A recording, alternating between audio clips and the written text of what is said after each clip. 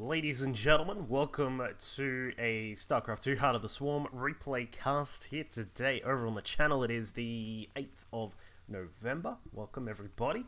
Hope you're having an awesome day. It's a nice day here in Melbourne. I just had a look outside. It's raining. I like rain. I know that's crazy, but I like rain. Speaking of rain, awesome segue there. I'm just amazing at that apparently. Up at the top left hand side here as our Red Zerg player from the team Knights Gaming, I believe they're called. It is RainMan. He's in the top 50 on GM in EU. Last time I checked. He's a player who I've seen only once before, and I can't actually remember too much about his particular style, but we'll see how he goes here today. He's up against one of my favorite Protoss players and has been for a very long time. An extremely consistent performer. Unfortunately, he hasn't had too many big wins in tournaments or anything like that, but he is always a great competitor and a very, very threatening Protoss foe. Down at the bottom right-hand side, it is BabyKnight. So he'll be our Protoss here on Belshire Vestige, of course, a map that is going to be sticking around with us for another season.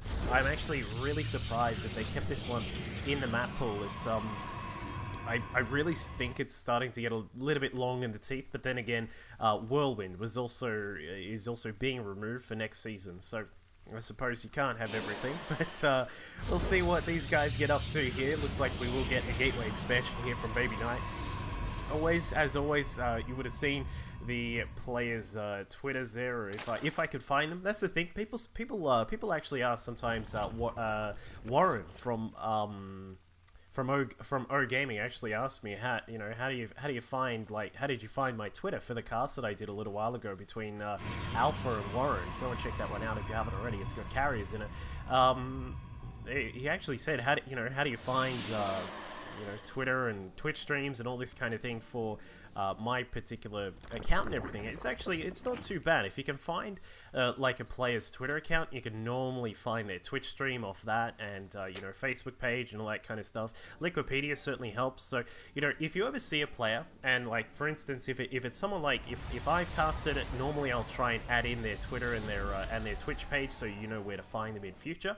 But if it's someone else like on another stream and they haven't actually listed it or anything like that, just do a little bit of researching. You should be able to find it really easily. Normally, like just a simple name search. You can do like a Google search with just say for example we're looking for RainMan. You can search for RainMan StarCraft, and then normally their SC2 ranks profile will come up, a drop.sc, the replay website will come up, and that kind of stuff. So it can be really easy to find players most of the time. I guess I should say. So that's just a little bit of insider information here. Down in the Protoss edge of the map, we can see that BabyKnight does have two workers in here. I think that he was doing a slow addition of the probes into the gas there, so that's why we only had two in there for a second. But he does have an expansion on the way. It looks as if we are going to get a couple pylons here, the framing pylons as I like to call them, where they just sort of sit here and then they sort of set up your little wall that you'll get going. And normally most players, when they do these framing pylons, will only have two buildings that they'll put in the wall. You'll rarely ever see three, just because it's just not worth it realistically. So we'll get one of the buildings will be a Stargate, so a 1 star along with a forge is coming out now for BabyKnight. So we're going to have the possibility of some threatening air presence on the map, along with the possible upgrades that he'll be adding in. Whereas RainMan across on his side of the map has gotten his double gas up at the natural base, so that will give him some gas very soon to prepare for possible early attacks. But he has identified, of course, that there aren't three gates at the front here, which is something that would make you say, uh-oh, now we got to watch out, because there could be an attack coming. Because this is normally that point. Normally by this time, if you're being a little bit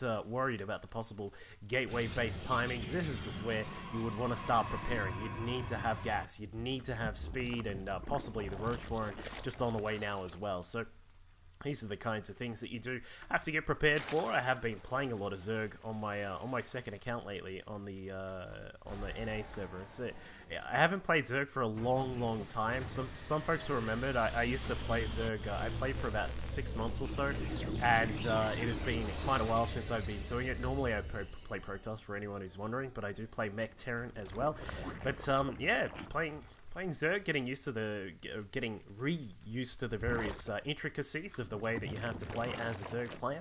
But as you can see, RainMan is going to start spreading out that creep. Of course, a big part of playing Zerg is making sure you get your creep spread going. Not only does this give you the bonus of the move speed to the units that are on top of it, but it also gives you a nice amount of vision. As you can see, anywhere that creep goes, you can see on top as well, except for up ramps. But it is always good to have that out. BabyKnight is going to get his first Phoenix across to take down one of these Overlords just on the right-hand side. We'll see a third Phoenix also just heading across the left-hand side of the map. These two are going to head across and try and find one of those Overlords again. But RainMan, he's keeping an eye on things here with a couple of lings. We've got the Watchtower controlled in the middle. A few more lings now going to make their way out.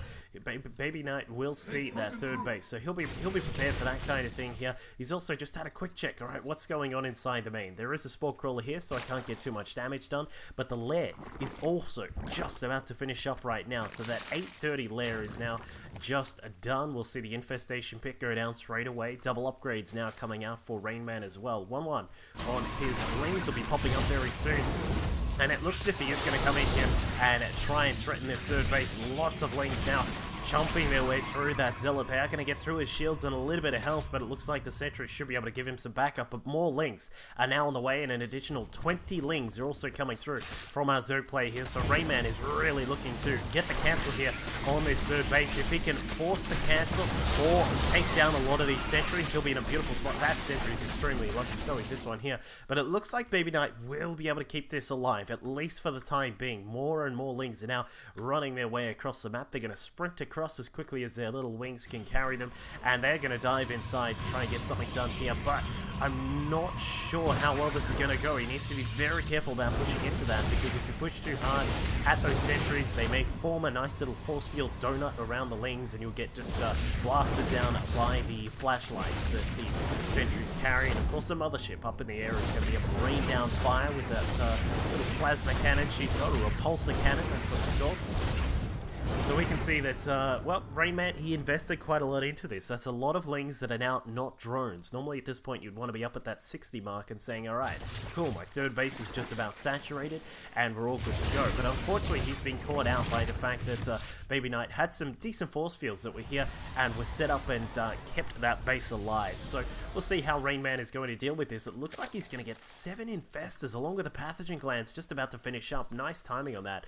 Always nice to see people lining up upgrades and that kind of thing very swiftly to make sure that they do come out as efficiently as possible. So he is going to have a lot of infestors now popping out. This is going to help out in trying to keep these Phoenix at bay, but it also helps deal with any sorts of other attacks that may come about. And BabyKnight, he does have Blink. He's researching Blink right now.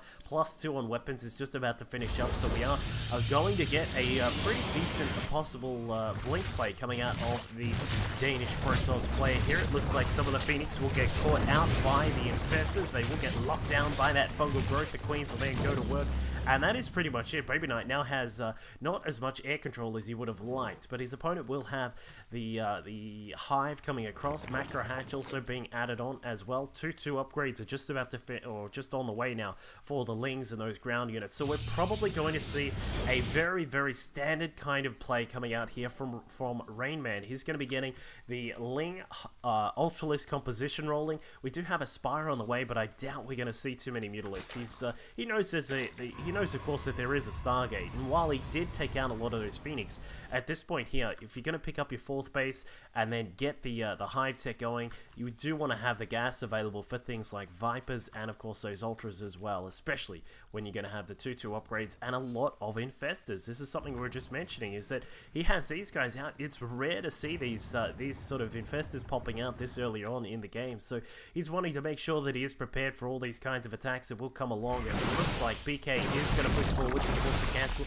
on that 4th base, and we'll see how our Zerg player RainMan decides to react to this. It looks like we'll throw out a fungal. The first one is completely whiffed. The second and the third now coming about. Looks like they will force a recall out here. So BK backs off. He's got a nice wall set up here at the third base. We can see that this is a really, really strong wall that's set up here to protect this, to protect the third here. So BK should be pretty safe. He's going to start to add in some Colossus as well. Double Robo, Extended Double Lance are all going to be cranking out those big Robo units that allow the Protoss to survive. The swell of all of these Lings, but we'll see if he can help when it comes to the Ultras and the Great Aspire that is also now just about to come through from RainMan. So this has been a relatively passive game, I would say. It's not as if we've had constant action. There was a little bit going on right at the start, but not really too much after that.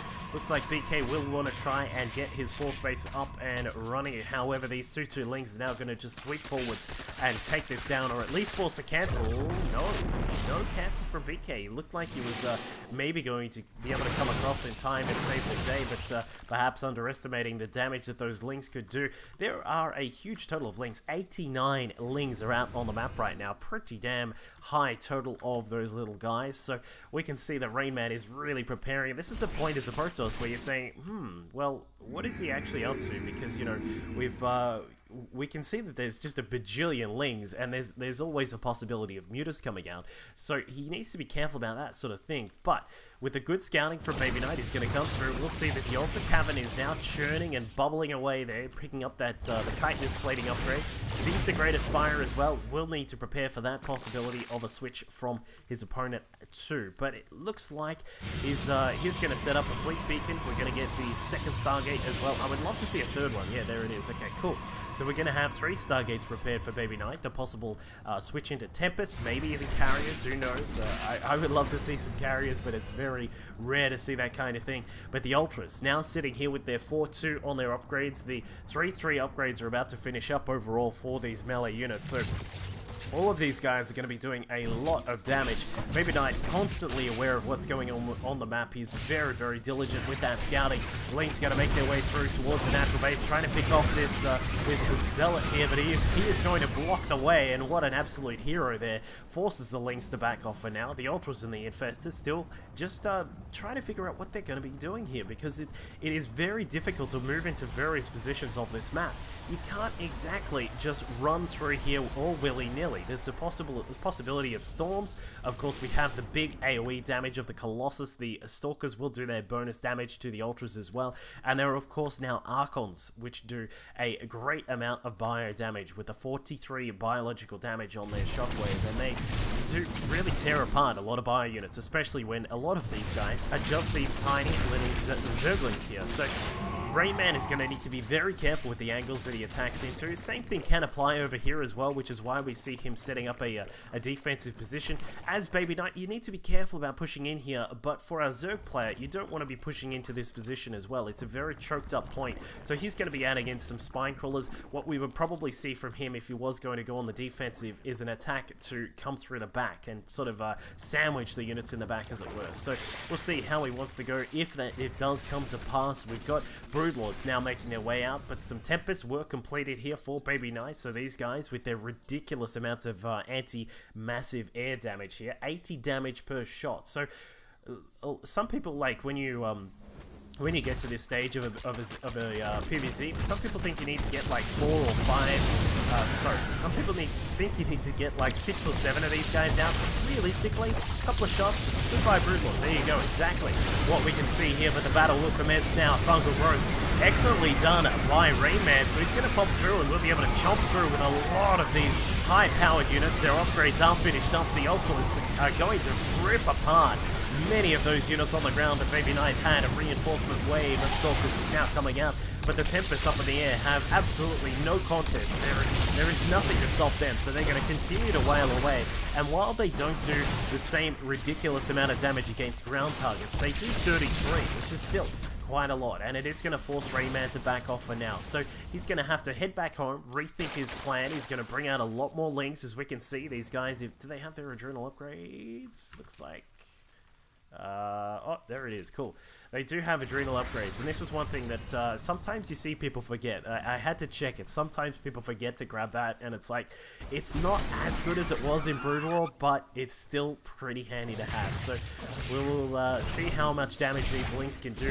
These guys are not going to have the best of time trying to push past the Zealot that's blocking the door, the bouncer there, and the cannon that is also available. But BabyKnight constantly keeping an eye on what his opponent is up to. This is one thing that he is always very, very good at, and if you watch his stream or watch some of his gameplays in tournaments, you'll see that he has wonderful scouting. Very diligent scouting is always a sign of good Protoss. But a few Zealots are not going to get too much damage done over on that 4th base. It looks as if RainMan is about to get prepared for this big attack here. We've got a single Colossus over on the right-hand side in the natural base here, but the rest of the units are having trouble making their way down this choke point. That is not what you want to attack into, nor do you want to really push into this kind of choke point here, which is very difficult for these guys to get through. Looks like the Ultras will try and chomp their way through anyway.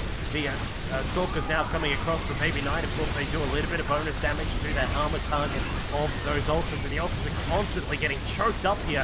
While there are no real Immortals to do the hard damage against the Ultras, the Stalkers, and with the Colossus microing back, the Colossi microing back, they are able to slowly whittle down these big guys that are at the front line here for RainMan. And RainMan is going to try and re-max with 9 more. Some Lynx are also going to pop out here for him.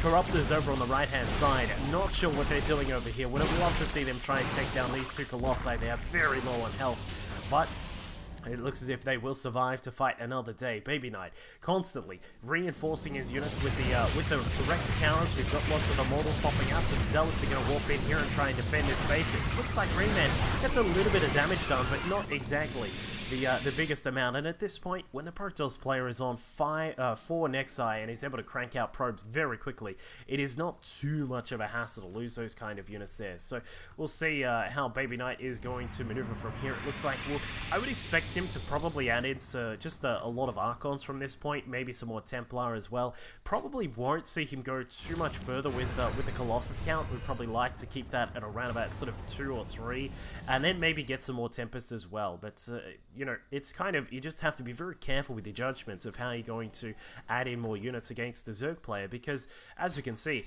RainMan has got a very powerful force of Ultralists down. He's now got, wow, that's 12 Ultras that are out on the map. That's actually, I think it's a little bit too much here, going into that kind of tech. When you really commit to these, when you commit to Ultras, they can be really, really strong. If you overcommit sometimes, they can actually trip themselves up because they're so big. They get stuck on each other. As you can see here, some of these ones, some of the Ultras at the back are just getting constantly stuck on each other. But it looks like RainMan is trying to go for that money mix of Ultras, the Broodlords, and then adding in some Infestors as well. One thing I would love to see him do, in fact he has done it, is he has upped the unit count over here at the 5th base. We've got a lot of defense over here at the 4th base as well. Maybe a couple of Spores at the back would also be good, just to stop any possible Warp Prisms coming in, also along this side as well. But other than that, he's doing okay. I'm just kind of concerned about committing this hard to these Ultralists. As we said, they're very big, they're very bulky, they're very scary, but they can trip each other up. So we'll see how that comes into effect here. It looks as if BabyKnight has spotted that his opponent does have a relatively large count of Ultras out here, and thus he has grabbed a huge count of Archons himself. We've also got quite a few Immortals in the mix. The upgrades are looking 0-1-3. Very surprising to not see any armor upgrades here for BabyKnight. I think he may have completely forgotten about it at this stage, but he is still continuing to slowly push forwards. We've got some more upgrades coming out though, including shields. We've got +2, sorry, on weapons just on the way for those Tempests as well. So BabyKnight is really looking for just a slow sort of siege on this position here, trying to take out these Spore Callers. RainMan going to send across a couple of these Ultras to get some work done over here on the left-hand side, but I'm not sure how effective that's going to be. A couple of Archons and maybe a single Immortal should be able to deal with that pretty simply. There you go, RainMan just trying to hold position into this 4th base, but it's not going to do him too much as the Immortal comes across, will blast that Ultra down, and that'll be it for now. But it looks like BabyKnight is getting prepared. The possible attack will come through now. The Stalker's blinking across, trying to take out those Corruptors. The Tempests, we really want to see them targeted down. Yep, they will target down the Broodlords. In come the Ultras, so at the front line, chopping through the Archons that are here as well. The Immortals, however, just ripping apart everything, and that is going to be the end of that army there for RainMan. He's going to have to try and remax. However, he's decided the best remax is going to be Ultras. Where are the Mutas? I would love to see. This is a point where a possible Muta switch would be really good. You've got your opponent on a relatively high count of Stalkers, and we can see that there were a few Tempests out, but there are also quite a lot of, you know, air attacking units. These Immortals on the ground. We've got a lot of Zealots as well. Archons are pretty decent against big clumps of units, but you can deal with that. There are ways to deal with that. And RainMan, well, he's having a little bit of a troublesome time here, I think. But I mean, consistently using the same kinds of units, it's not something you would normally see. I'm a little bit surprised that a GM player at up there at what, rank 50 or so on the EU server is not trying to perhaps do a different switch around here. Like, I'm not saying it's a guaranteed victory if you were to switch into mutas or switch into I don't know, something else, but I mean, a big switch of some kind of opposite unit would be really nice right here. But sticking with the Lings and the Ultras, it is just absolute fodder here for BabyKnight. He's got 5 Immortals out.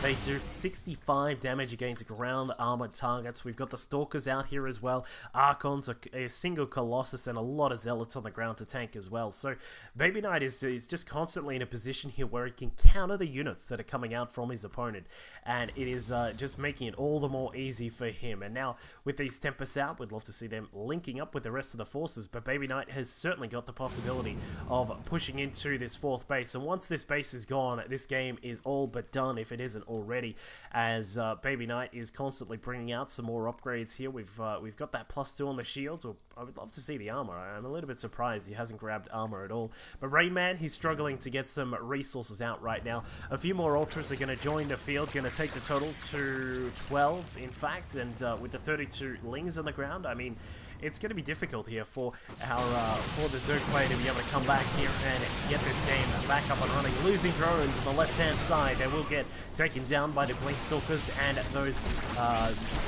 Colossus that was there as well, just cutting a swath through all of those units. We will see some Zealots across on the right-hand side getting torn apart by the Lings and the Ultras.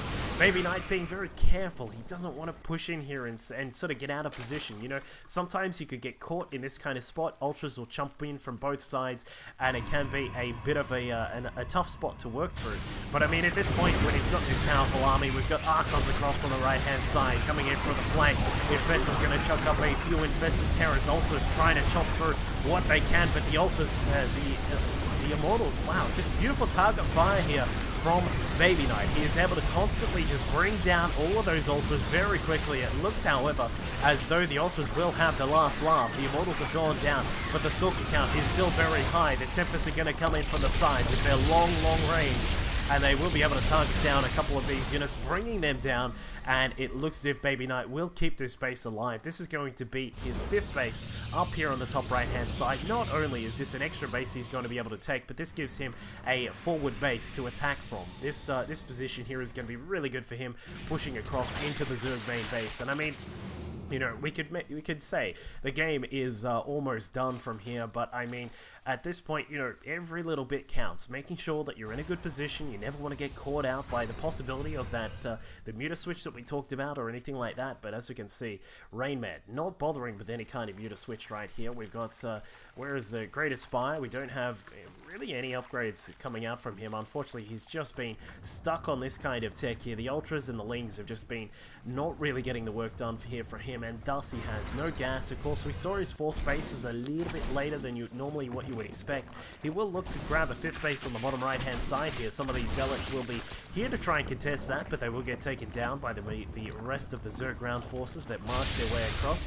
Tempest and a speed observer slowly just working their way around, trying to take out all of these the creep tumors that are out here across the field. I really like this. This is actually a really clever idea. Just trying to take down some of these units before they become a threat. And he's actually just killed off all of the Infestors. That is all of the Infestors now done for RainMan. He's got nothing else left to do. And BabyKnight, well, he's mining off basically 2 bases at this point. We can see that the Natural, the 3rd, and the main are all done. But, well, I mean, he's got the Tempests out. We've got a lot of ground units here as well. The Stalkers, the Archons as well. We're not actually maxed out at all, but I'm a little bit surprised. He's not maxed out, but he is going to be very soon. I would assume that BabyKnight will be able to get a few more units out on the field to try and finish up his max out. We've got a lot of Zealots that just walked in. 186 supply here for the Protoss player. We've currently still got no armor upgrades. I'm a little bit confused about that one. Perhaps he's just forgotten about it at this point. But as you can see, then again, I guess he could switch into just full air, and the armor for the ground units won't really matter too much, but extremely unlikely to see something like that. But BabyKnight now, with a bunch of extra immortals that have just popped out, we've got a few more on the way. We can see that some Zealots have also been added to the mix, so he's basically maxed out at this point, and he is going to have that perfect army for dealing with the Lings and the Ultras here of RainMan from the Knights Gaming team. A few Corruptors are out, but unfortunately Corruptors at this point are not going to get too much done. The Stalkers, with their own anti-air damage, will be able to take care of those Corruptors very quickly. Even probes are going to get into the mix here for BabyKnight. He's decided it's time to send out a few of these probes, and that will be... I wonder how much damage they can get done on this hatchery. We'll keep an eye out on that. Maxed out, says Rain. Oh, is he really? He's questioning? Just wow?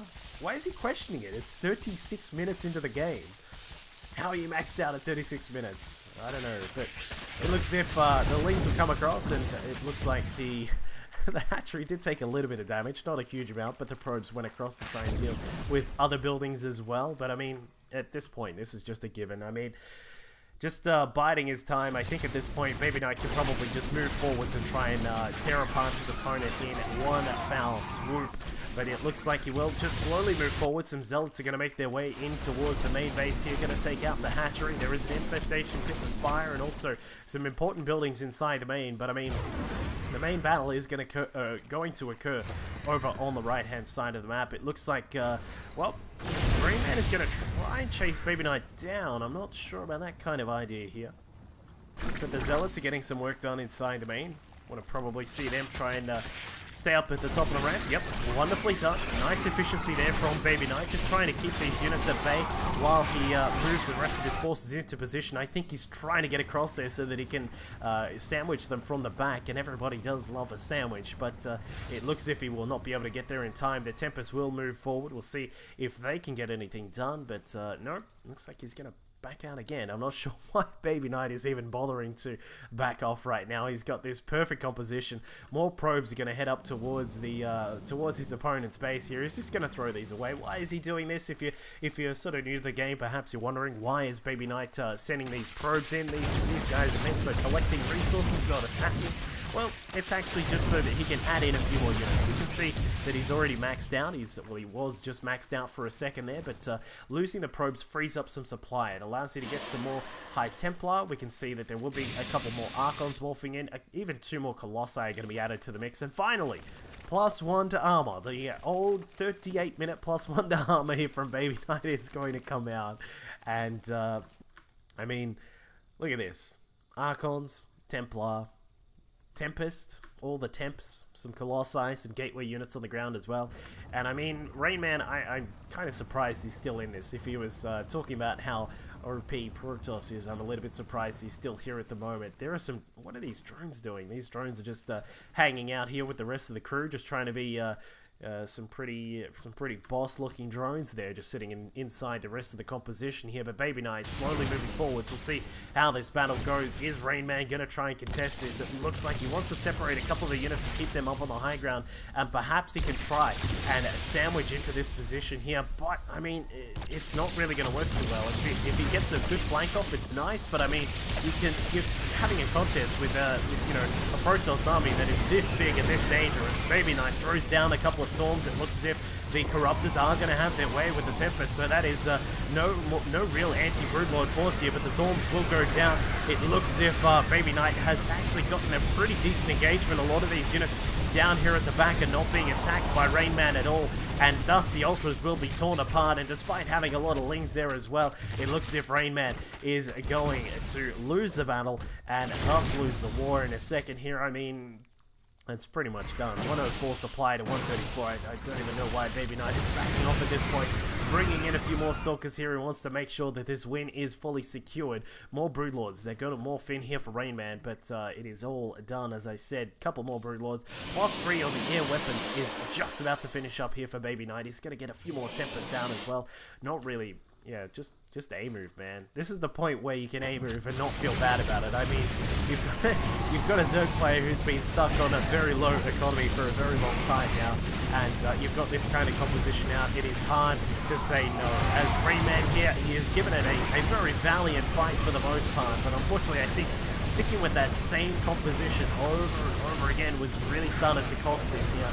Because BabyKnight didn't lose Immortals. He kept Immortals alive, targeted down the Ultras very quickly. If there's one thing you're going to take out of this game, guys, apart from it being a very slow game, is that targeting down units is very, very efficient and a very good way of making sure that you are playing a very good game as a Protoss player. But RainMan, a little bit upset perhaps, but we'll see how he decides to take this battle. It's not going to go too well. A few Tempers will come through, and it looks like the game is over. I agree, RainMan, and out he goes in a blaze of glory. So RainMan from Knights Gaming, unfortunately going down to BabyKnight, of course, one of the really top Protoss players in the EU scene. Make sure you go and say hello to him on his Twitter page. Also, jump on to facebook.com/duckfield.casting. You can say hello to me on there. Keep up to date with stuff that I'm casting, some games that I post, and all these kinds of things. Thanks for watching. Catch you all next time.